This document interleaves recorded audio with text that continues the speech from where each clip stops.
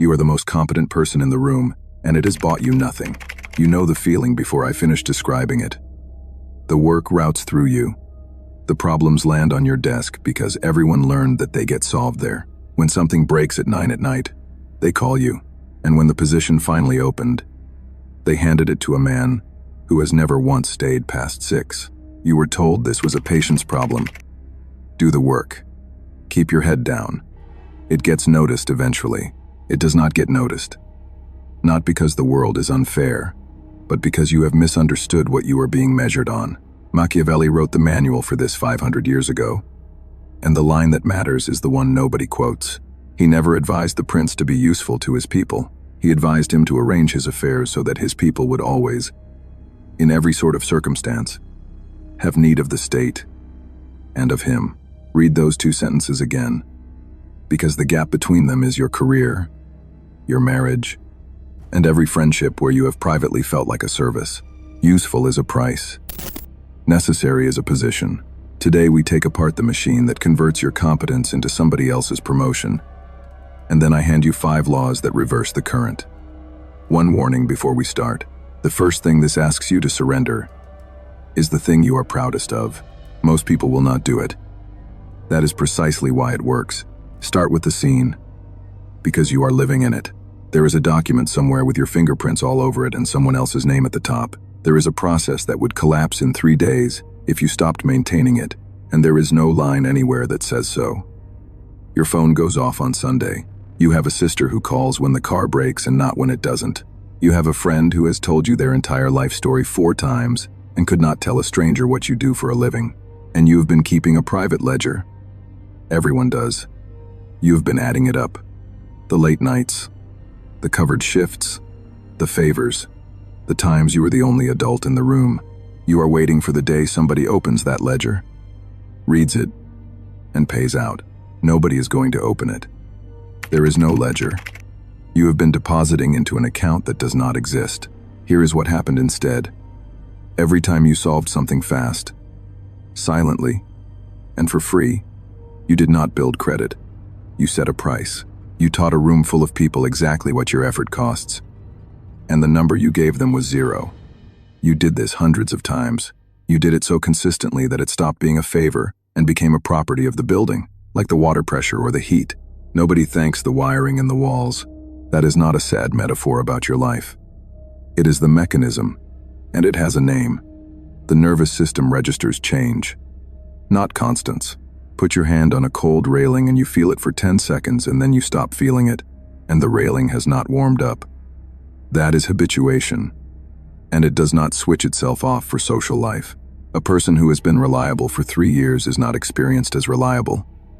They are experienced as furniture. Your consistency, the exact trait you thought was your case for promotion, is the thing that made you invisible, and it gets worse than invisible. Daniel Kahneman and Amos Tversky spent years demonstrating something that should be taped to the inside of your skull. Human beings do not weigh gains and losses on the same scale. A loss registers roughly twice as heavily as a gain of the same size. Give a man $100 and he is mildly pleased. Take $100 from that same man, and he will remember your face for a decade. Now apply it. Everything you provide arrives as a gain. Every hour, every rescue, every fix. It lands on the light side of the scale, gets counted at half weight, and then habituation erases even that. This is why gratitude keeps evaporating on you. You are not being cheated. You are pouring value into the one channel human perception is built to discount. There is exactly one channel that gets counted at full weight, and it is loss, which means the strategy you have run your whole life is backwards. You have been trying to make people feel your presence. Presence cannot be felt. Only absence can. That is the utility trap, and I want you to sit inside the definition for a moment, because once you see it, you will see it everywhere. A useful thing is a thing that helps. A necessary thing is a thing that cannot be removed. Useful is measured while you are there. Necessary is measured by what happens when you are not. And here is the part that ends careers. Useful and necessary are not 2 points on the same road. They are opposite directions. Every additional thing you do for free makes you more useful and less necessary. Because you are teaching the system that the resource is abundant, and nothing abundant is ever protected. Extension cords are useful. There are 11 of them in the building, and nobody knows where any of them came from. The main line into the building is necessary. Nobody praises it.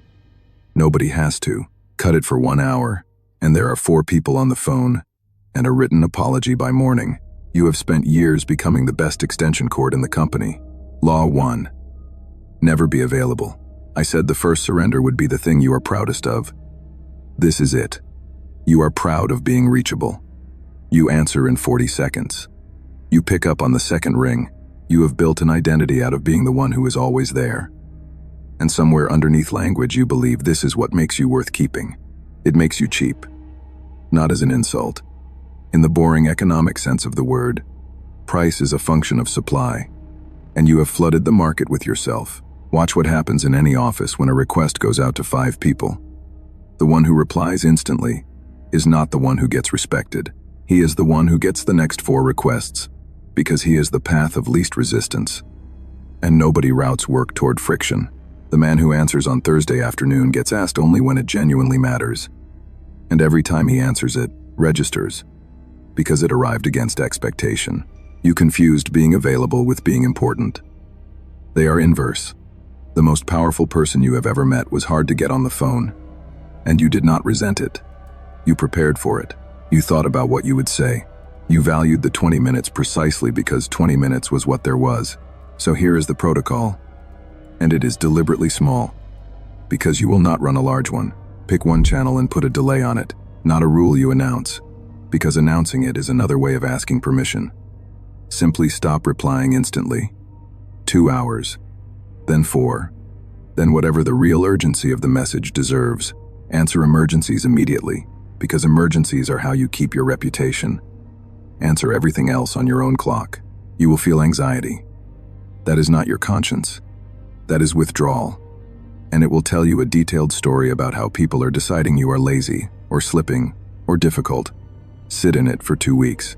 Then look at what changed. The requests thin out. The ones that survive are the real ones. And the tone changes, because a message sent into a delay is written more carefully than a message sent into a reflex.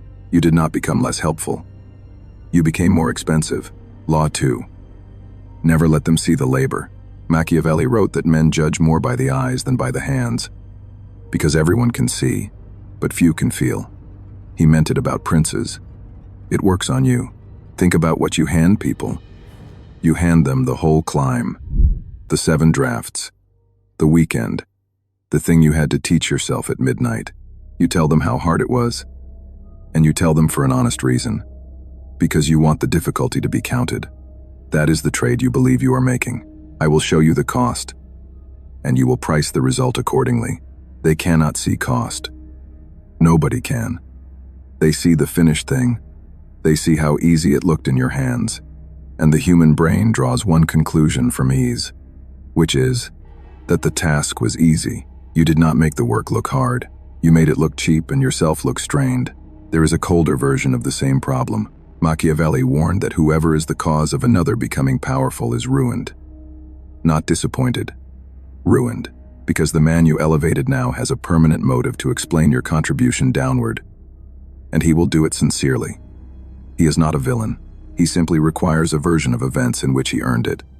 And a version is available, and you handed him every piece of material he needed to build it. You wrote the deck. He presented it. 12 months later, in his own memory, he wrote the deck. So stop narrating your process. Not out of pride, out of arithmetic. When you deliver something, deliver the outcome and stop talking. No hours, no sacrifice, no account of how many times you rebuilt it. Let the thing sit there and be good, and when somebody asks how you did it, give them the shape and keep the mechanism. This is not knowledge hoarding, and I am not asking you to be cryptic. A man who can describe his whole method has just produced a second copy of himself, and second copies are what get compared on price. The powerful are not secretive because they have secrets. They are quiet because explanation is where value leaks. Law 3. Never deliver it all at once. This is the one that feels most like a sin. So let me put Machiavelli's own words in front of it. He wrote that injuries ought to be done all at one time, so that being tasted less, they offend less, and that benefits ought to be given little by little, so that the flavor of them may last longer. That second half is a formula, and almost nobody has ever run it on purpose. Consider the heroic weekend. Something breaks on Friday. You disappear, you do not sleep, and on Monday morning the thing is repaired and running better than it was before anyone broke it. You walk in expecting the room to change. What arrives instead is a thank you of ordinary size. And by Thursday, a new problem lands on you with a slightly higher assumption of what you can absorb. You did not get credit for the weekend. You reset the baseline. Everything you do above the line becomes the new line. That is habituation again. And it is why the most capable people in any organization are also the most tired. They keep raising the floor and then standing on it. Rationing is how you stop that. Solve on Monday what could have been solved Sunday night. Deliver the first half, let it land, let somebody use it and feel the improvement inside their own week, and then deliver the rest. The identical work released in 2 movements is experienced as close to twice the work, because value is registered at the moment of change. And you have now built 2 moments instead of 1. This is not deceit. You are not withholding a cure from a dying man. You are refusing to compress a month of felt value into a Tuesday nobody will remember by Friday. And there is a second effect, larger than the first. A person who receives everything at once has no reason to come back. A person who is halfway through something has a relationship with you. Machiavelli's princes understood that the flavor lasting longer was the entire point. Because a man still tasting the last benefit does not go looking for another supplier. Stop for a second. I can hear it. There is a voice that has been getting louder in you since Law 2. And it is saying that this is manipulation, that you are a decent person, that you do not want to play games. You want to do excellent work and have it recognized on the merits, and that everything I have described belongs to the kind of person you have spent your life refusing to become.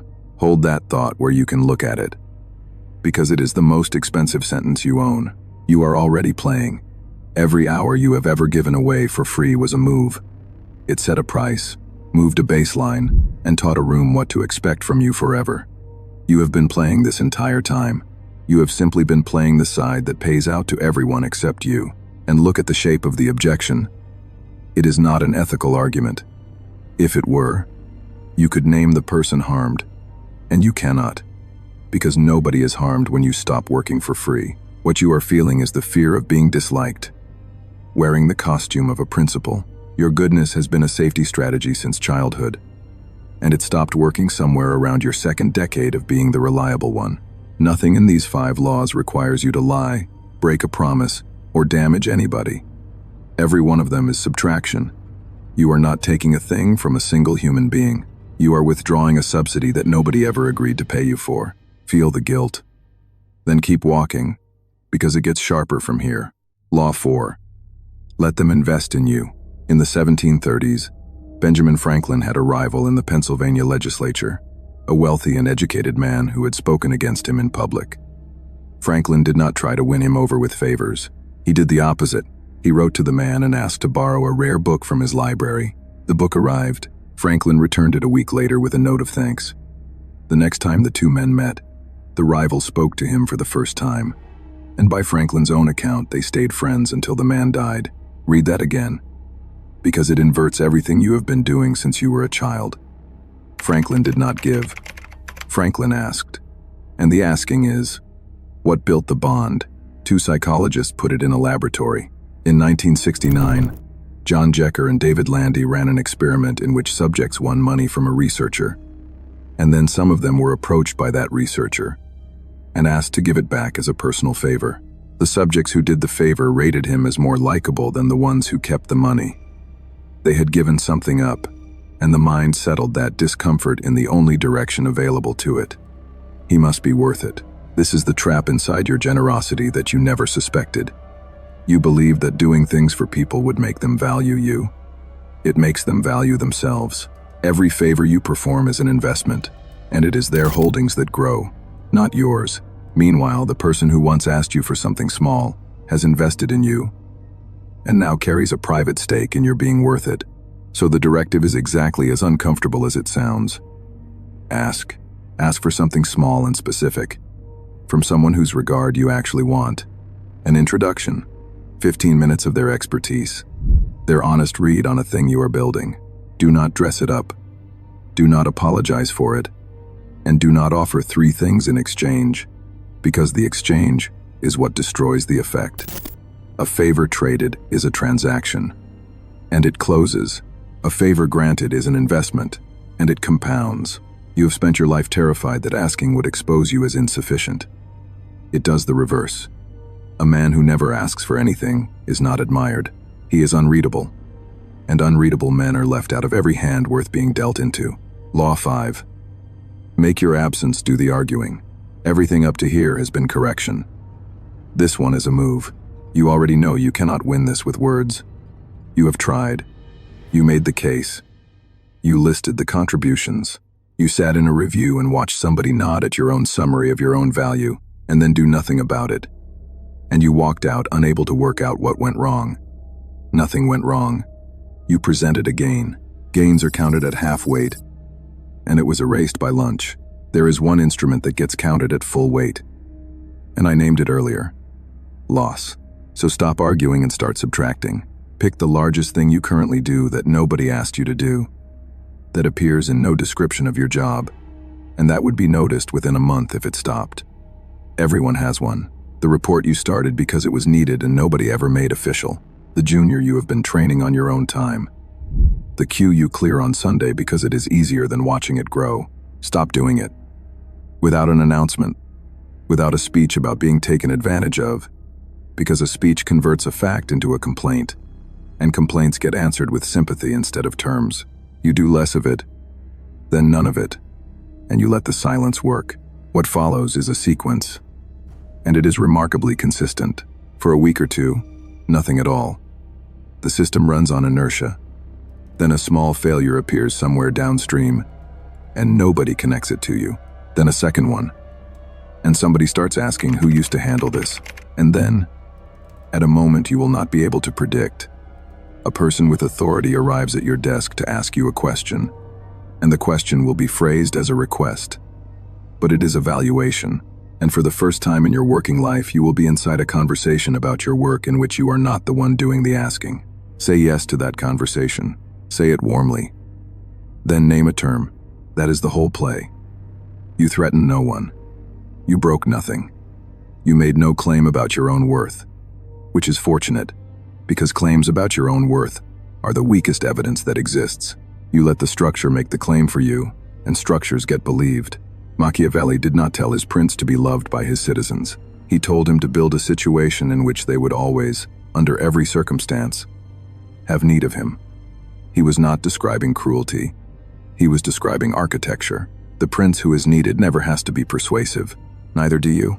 Now widen it, because this stops being about your job very quickly. Look at the same reflex running everywhere else in your life. The friend who calls only when something has gone wrong. You take the call every time, at any hour, and you have told yourself this is loyalty. It is not loyalty.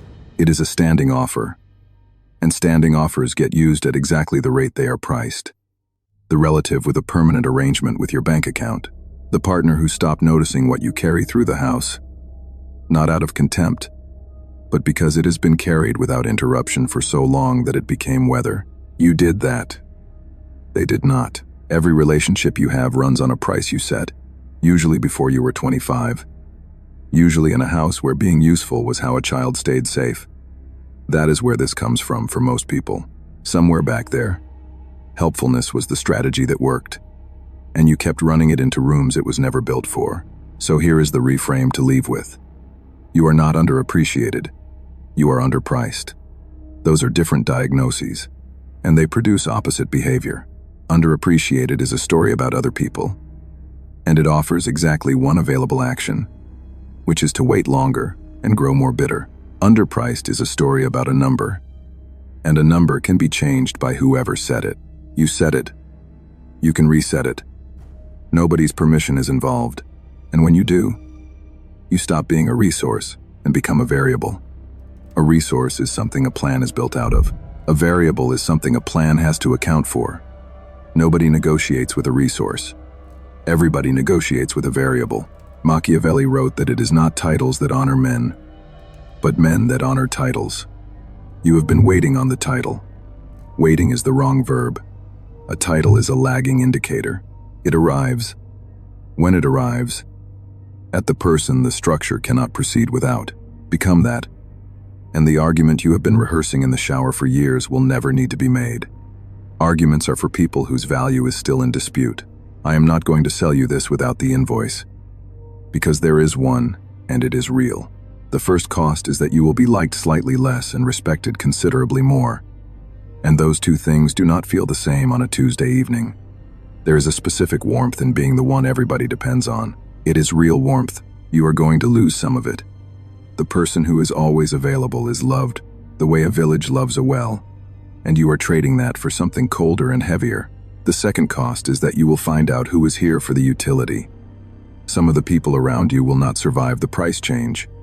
They will not announce their departure. They will thin out, and it will happen faster than you expect.